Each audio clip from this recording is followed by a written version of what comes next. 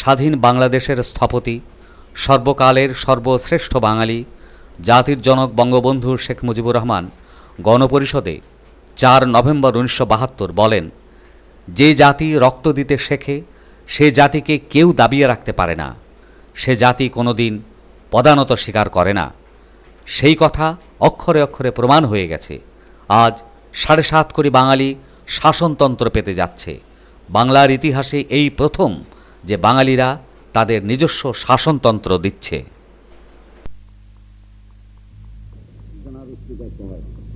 আজ 7.5 কোটি বাঙালি তাদের শাসনতন্ত্র পেতে যাচ্ছে।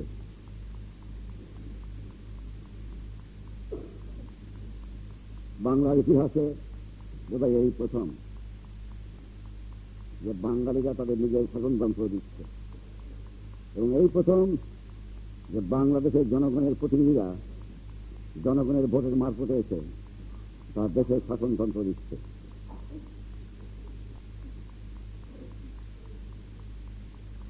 আমাকে স্মরণ করতে হয় আমার অনেক দিনের ইতিহাস আলোচনা করতে হয়, তা আমি করতে চাই না। তদানীন্তন ভারতবর্ষ, বাংলাদেশ, যাকে আমরা সাবকন্টিনেন্ট বলতাম, সেই যুগে যে স্বাধীনতা সংগ্রাম হয়েছে, যদি হিসাব করে দেখা যায় বাংলাদেশের স্বাধীনতা সংগ্রামীরাই রক্তদান বেশি করেছিল। দেখা যায় তার স্বাক্ষর আছে চট্টগ্রামের জালালাবাদ, স্বাক্ষর আছে বাংলাদেশের ঘরে ঘরে মা বোনদের কাছে।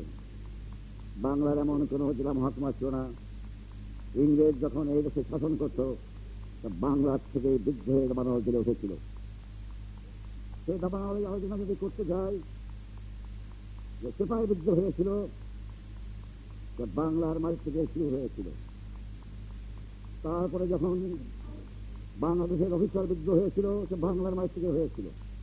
তারা ফাঁসি কাছে ঘুরেছিলেন, কিন্তু বারবার তারা সংগ্রামে এগিয়ে গিয়েছিলেন। কিন্তু ভোগ করেছেন অনেকে, তাতে আমাদের আপত্তি নাই। তো দুঃখী বাঙালির জীবনে সুখ কোনদিন আসে নাই, কারণ বাংলার দুঃখের জন্য বাঙালি দুঃখের জন্য একজন ঠাট্টা করে আমাকে বলেছিল, তোমার বাংলার উর্বর জমি তোমার দুঃখের বেশি কারণ। কারণ বারবার যুগে যুগে দেখা গেছে শকুনের দল বাংলার উপরে ঝাঁপিয়ে পড়েছে, কারণ তার অর্থ সম্পদের দিকে উদ্দেশ্যে ফেলে গেছে সমস্ত দুনিয়া এবং তদানীন্তন ভারতবর্ষের যে সমস্ত শোষক ছিলেন তারা বাংলার অর্থ, বাংলার সম্পদ লুট করে নিয়ে গেছে বাংলার মাটির থেকে। গৃহহারা, সর্বহারা কৃষি দুঃখী বাঙালি সারা জীবন পরিশ্রম করেছে, খাবার পায় নাই। তাদের সম্পদ দিয়ে গড়ে উঠেছে কলকাতার বন্দর, তাদের সম্পদ দিয়ে গড়ে উঠেছে বম্বের শহর, তাদের সম্পদ দিয়ে গড়ে উঠেছে মাদ্রাস, তাদের সম্পদ দিয়ে গড়ে উঠেছে করাচি, তাদের সম্পদ দিয়ে গড়ে উঠেছে ইসলামাবাদ, তাদের সম্পদ দিয়ে গড়ে উঠেছে লাহোর, তাদের সম্পদ দিয়ে গড়ে উঠেছে ডান্ডি, গ্রেট ব্রিটেন। বাংলার সম্পদ, এই বাংলার সম্পদ বাংলার দুঃখের কারণ ছিল। সংগ্রামী বাঙালিরা বারবার এর বিরুদ্ধে প্রতিবাদ করেছে, এর বিরুদ্ধে যুদ্ধ ঘোষণা করেছে। যুদ্ধ ঘোষণা করেছে তিতুলি, যুদ্ধ করেছে হাজী শহীদুল্লাহ।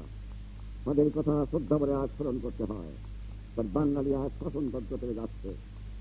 স্মরণ করতে হয় সে বাংলা ফজল হকের কথা, স্মরণ করতে হয় সর্বার্দি মরহুমের কথা, স্মরণ করতে হয় যে কলম দিয়ে স্বাধীনতা সংগ্রামে সাহায্য করেছেন মানিক মিয়ার কথা, স্মরণ করতে হয় অনেক আত্মত্যাগী সহকর্মীরা জীবন দিয়েছে এই স্বাধীনতার সংগ্রামে। স্বাধীনতার সংগ্রাম 9 মাস হয় নাই, স্বাধীনতার সংগ্রাম শুরু হয়েছে 1947 সালের পর থেকে। তার ধাপে ধাপে সেই সংগ্রামে এগিয়ে গেছে, কারণ সংগ্রামের একটা ইতিহাস আছে, একটা আস্তে আস্তে প্রকৃতি আস্তে আস্তে এগিয়ে দিতে হয়। একদিনের সংগ্রাম চরম পর্যায়ে 9 মাস আমরা চরম সংগ্রাম করেছি, কিন্তু সংগ্রাম শুরু হয়েছে অনেক দিন থেকে। 47 সালে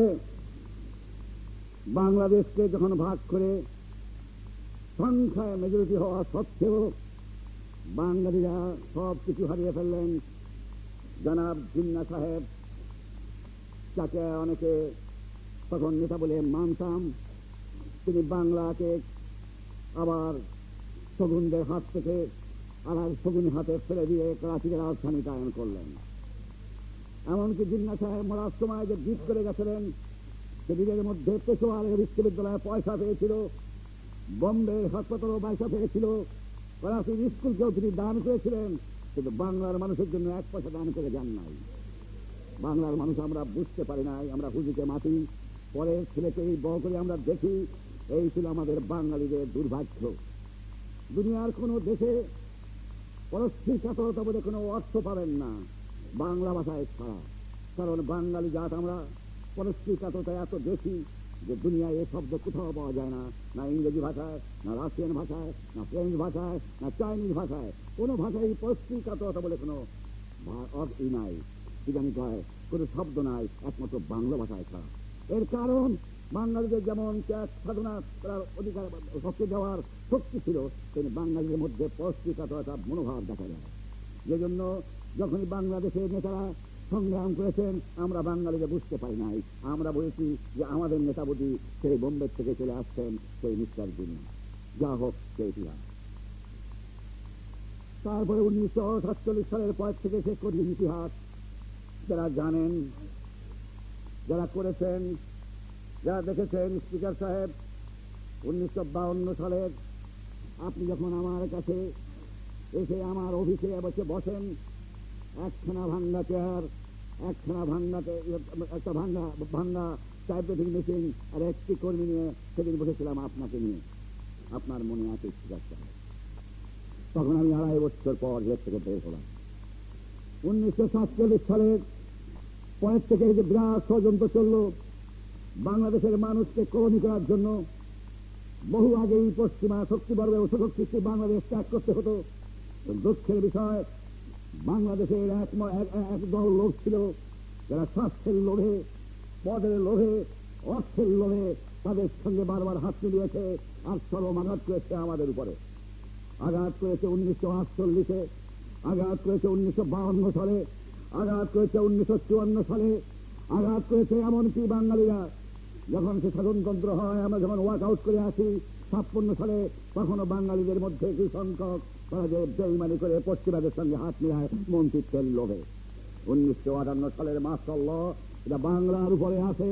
কারণ বাংলাকে শোষণ করা যখন তারা দেখেছে যে বাংলার মানুষ জাগ্রত হয়ে উঠেছে, বাংলার মানুষ প্রতিবাদ করতে শিখেছে, তখনই তারা, কারণ তাদের শক্তি ছিল একটা, সে শক্তি ছিল এক, সে শক্তি ছিল তাদের সামরিক বাহিনী। ইংরেজ সামরিক বাহিনী তাদের সাম্রাজ্য রক্ষা করার জন্য পাঞ্জাবের কয়েকটা এরিয়া বেছে নিয়েছিলেন, যেখান থেকে সামরিক বাহিনীর লোকদের রিক্রুট করা হতো। বাঙালিদেরকে বিশ্বাস করা হতো না, বাঙালিদের সামরিক বাহিনী নেওয়া হতো না, কারণ বাঙালিদের বিদ্রোহ করে, এই ছিল তাদের দোষ। স্বাধীনতা শতাধিনতন শতাকরিত স্বাধীনতা 1947 সালে একমাত্র পশ্চিম পাকিস্তান সংখ্যায় বাঙালিরা বেশি, বুদ্ধিতে বাঙালিরা ভালো, লেখাপড়া বাঙালিরা বেশি জানে, আজকের বাঙালিদের বেশি, কিন্তু একটা জিনিসের অভাব বাংলাদেশ ছিল, যার জন্য বারবার বাঙালিরা মার খেল। চেষ্টা করেছে আমাদের অনেক সহকর্মীরা, সত্য কথা, সেটা ছিল সামরিক বাহিনীর শক্তি। সংখ্যায় বেশি হয়েও কোনোদিন বাঙালিরা অধিকার করতে পারে নাই। যখন তারা অধিকার প্রতিষ্ঠা করতে গিয়েছে, তখনই আঘাত হয়েছে, চরম আঘাত। 1954 সাল 92 ক ধারা, ছেলে বাংলা ঘরের মধ্যে অন্তরীণ, আমি সহ আমার 50 জন সহকর্মী, তখন তদানীন্তন MLA এবং প্রায় 5000 কর্মী আমাদের গ্রেপ্তার হয়ে চলে যায়। তারা ছিলেন প্রায় আওয়ামী লীগের কর্মী, অন্য কোনো দল তখন হয়ে ওঠে না। তো সেই যুগের ইতিহাস, সংগ্রামের ইতিহাস, সে কথা কল্পনা করতেও আমার শিহরিয়া উঠি।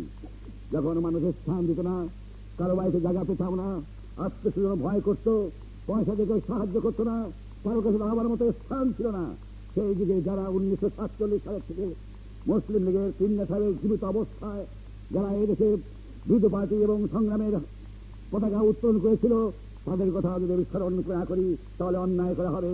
তাদের কথা শ্রদ্ধার সঙ্গে আমি স্মরণ করি। তারপরে স্মরণ করি এই 25 বছরে বাংলাদেশের পথে ঘাটে রাস্তায় রাজপথে বাংলার ছেলে মেয়েদের যে রক্ত গিয়েছে, যে হাজার হাজার লক্ষ লক্ষ মায়ের কোল খালি হয়েছে, যে লক্ষ লক্ষ মা বোন জীবন দিয়েছে, লক্ষ লক্ষ মা বোন ইজ্জত দিয়েছে, লক্ষ লক্ষ ছেলে আজ শেষ হয়ে গেছে। কত মা আজ গৃহহারা, কত মা আজ পুত্রহারা, কত সংসার আজ সরকার তার সীমা নাই।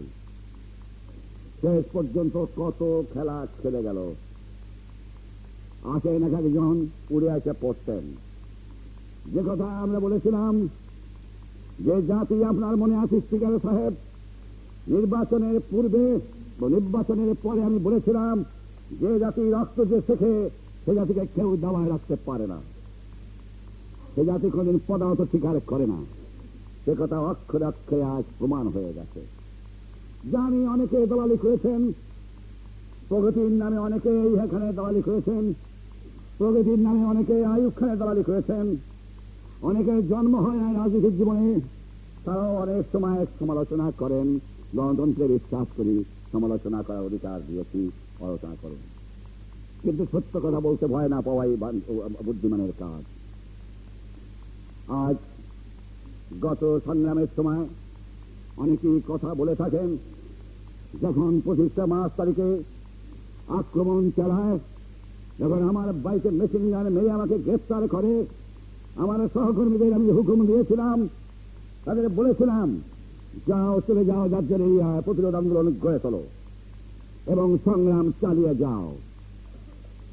মনে আছে স্পিকার সাহেব, 25 মার্চ তারিখে যে আক্রমণটা চালায়, সে আক্রমণ চলে সেনাবাহিনীর বাঙালি সৈন্যদের উপরে, বাঙালি বিডিআরদের উপরে, বাঙালি পুলিশদের উপরে, বাঙালি রক্ষী বাহিনীর উপরে, আর বিশেষ করে আওয়ামী লীগ কর্মী এবং নেতৃবৃন্দের উপরে।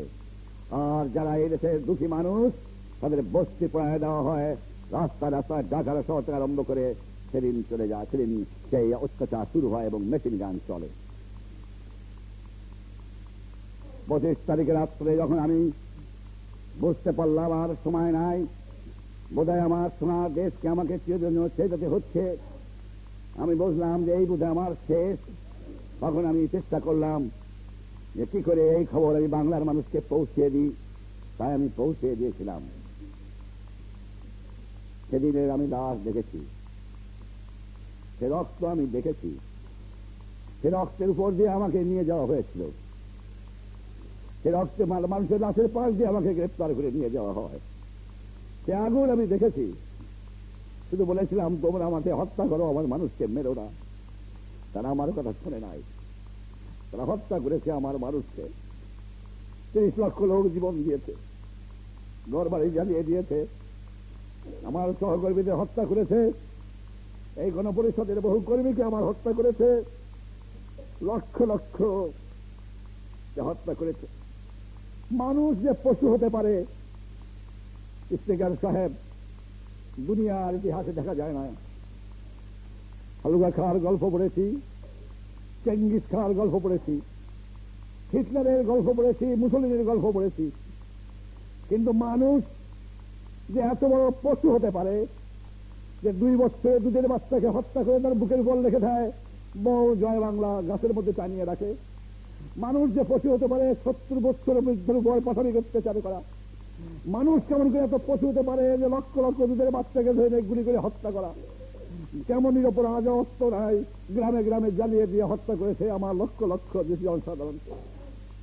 সে রক্ত আমরা ভুলতে পারবো না, তাদের কথা আমাদের স্মরণ করতে হয়। রাজনীতিতে আওয়ামী লীগ বা আমি, আমার সহকর্মীরা ক্ষমতার জন্য রাজনীতি করি নাই, ক্ষমতার জন্য রাজনীতি করতে চাই না। ক্ষমতা চাইলে বহু ক্ষমতা ভোগ করতে পারতাম, সারা দেশের প্রধানমন্ত্রী আমি হতে পারতাম, আমার সহকর্মীরা বাংলার মন্ত্রিত্ব করতে পারত। কিন্তু বাংলার মানুষের কাছে ওয়াদা করেছিলাম, বাংলার মানুষকে মুক্ত করতে হবে, বাংলাদেশের মানুষ সুখী হবে, বাংলার সম্পদ বাঙালিরা ভোগ করবে, সেই জন্যই সংগ্রাম করেছিলাম। স্পিকার সাহেব, বক্তৃতা করা আমি ছেড়ে দিয়েছি, প্রায় আমি ইমোশনাল হয়ে যাই। আমার সহকর্মীরা ঘর বাড়ি ছেড়ে, তাদের এমন কোন কর্মী অ্যাসেম্বলি মেম্বার নাই এখানে যে অ্যাসেম্বলি মেম্বাররা ঘর বাড়ি জ্বালিয়ে দেওয়া হয় নাই, আত্মীয় স্বজনকে হত্যা করা হয় নাই। অনেকে অনেক কথা বলেন, বলাটাই স্বাভাবিক। কার বিরুদ্ধে মানুষ বলে যে কাজ করে, যে কাজ করে না তার বিরুদ্ধে তো মানুষ বলে না। কোন কর্মীর বাড়ি বা ঘর আছে আওয়ামী লীগের? কোন সদস্য আমার এখানে আছে যার ঘর বাড়ি জ্বালিয়ে দেওয়া হয় নাই, সর্বশান্ত করে নাই? তবুও তো তারা ক্ষমতায় আঁকড়ে রাখতে চাইল না। সেই জঙ্গলের মধ্যে যে আমার সহকর্মীরা সেদিন সরকার আমি ছাড়া আমি নাই তাদের কাছে, তারা বুঝতে পারছে না কি হবে। আমি স্বাধীনতা ঘোষণা করে বলে দিয়েছি, সমস্ত জেলায় মহকুমায় একই সঙ্গে প্রতিরোধ আন্দোলন শুরু হলো। আমার সহকর্মীরা জঙ্গলের মধ্যে যে স্বাধীন সরকার গঠন করে দুনিয়ার দৃষ্টি আকর্ষণ করে সংগ্রামে লিপ্ত হলো। সেদিন তো অনেকে এগিয়ে আসেন নাই, সেদিন তো অনেকে আরামে খেয়েছেন, সংগ্রামের কথা চিন্তা করেন নাই। সে ভাঙাচোরা দলকে নিয়ে দেশের জনগণকে যাকে অত্যাচার করে তাদের দিয়ে মুক্তি বাহিনী গঠন করে দুনিয়ার কাছে সমস্ত কিছু পেশ করে তারা আবার মুক্তি বাহিনী নিয়ে সংগ্রাম শুরু করলো বাংলার মাটিকে রক্ষা করার জন্য। নির্ভীক বাংলার সৈনিক, নির্ভীক বাংলার পুলিশ, নির্ভীক বাংলার বিডিআর, নির্ভীক বাংলার মুক্তি বাহিনীর ছেলেরা, ছাত্র, যুবক, কিশোর, শ্রমিক, বুদ্ধিজীবী, সরকারি কর্মচারীর এক অংশ ঝাঁপিয়ে পড়লো সেই নমরুদদের বিরুদ্ধে। সেই সংগ্রাম হলো চরম সংগ্রাম। অস্ত্র কেড়ে নিল সকলের তাদের হাত থেকে। তখনও তারা অস্ত্র পায় নাই কোনো জায়গার থেকে, দেশের মধ্যে থেকে অস্ত্র জোগাড় করে নিয়ে তারা সেখানে সংগ্রাম করলো এবং প্রায় 1 মাস 2 মাস পর্যন্ত বিভিন্ন জেলা মুক্তি বাহিনীর হাতে ছিল দখলে। কিন্তু সাম্রাজ্যবাদী শক্তির সাহায্যে পাকিস্তানের বর্বর বাহিনীরা বড় অস্ত্র পেয়ে গ্রামকে গ্রাম, শহরকে শহর জ্বালিয়ে দিয়েছিল, কিন্তু প্রধানত খায় নাই বাঙালি। সেই জন্য আমি স্মরণ করি সেই 25 লক্ষ লোক যারা রক্ত দিয়েছে, শহীদ হয়েছে। আমি স্মরণ করতে চাই যে সমস্ত ভাইয়েরা আমার আজ পঙ্গু হয়ে বসে আছে। কর্তব্য করতে চেষ্টা করেছি, সাহায্য করতে চেষ্টা করেছি, পঙ্গু ভাইদের জন্য ট্রাস্ট করে দিয়েছি, 4 কোটি টাকা খরচ করে জীবন ভোজা পেনশন পায়। তাদের কথা স্মরণ করি আমার সেই নির্যাতিত মা বোনদের কথা। 2 লক্ষ মা বোন, নির্যাতিত মা বোন আজ ক্যাম্পে আছে। তাদের করতে তাদের ইজ্জত নষ্ট করে দিয়ে গেছে পাকিস্তান, ইসলামের নামে পশ্চিম পাকিস্তানের দস্যুরা। আজও ইসলাম বলে মুসলমানরা বলে চিৎকার করতে লজ্জা বোধ করে না। 2 লক্ষ মা বোনদের কথা স্মরণ না করলে অন্যায় করা হবে যাদের এই দুরবস্থা। যাক, আমরা স্বাধীনতা পেয়েছি রক্তের বিনিময়ে। এই শাসনতন্ত্র শহীদদের রক্ত দিয়ে লেখা। আমি পূর্বে বলেছিলাম, কোন দিন কোন দেশে কোন যুগে আজ পর্যন্ত এত বড় রক্তক্ষয়ী সংগ্রামের পরে এত তাড়াতাড়ি শাসনতন্ত্র দিতে পারে না এবং দেয় নাই। দেশের যে অবস্থা ছিল জনসাধারণ জানে। কয় পাউন্ড বৈদেশিক মুদ্রা ছিল সকলের জানা আছে। রাস্তাঘাটের কি অবস্থা ছিল সবই আপনারা জানেন। চালের গুদামে কি খাবার ছিল সবেরই জানা আছে। মানুষের ভুললা চলবে না স্পিকার সাহেব যে বাংলাদেশ একটা কলোনি ছিল। 80% কাপড় চুপড় যা কিছু বলেন পশ্চিম পাকিস্তান থেকে বাংলাদেশে আসতো, বিক্রি অর্থবান পশ্চিম পাকিস্তানে নিয়ে যেত। সব কিছুই তারা ধ্বংস করে দিয়ে যায়।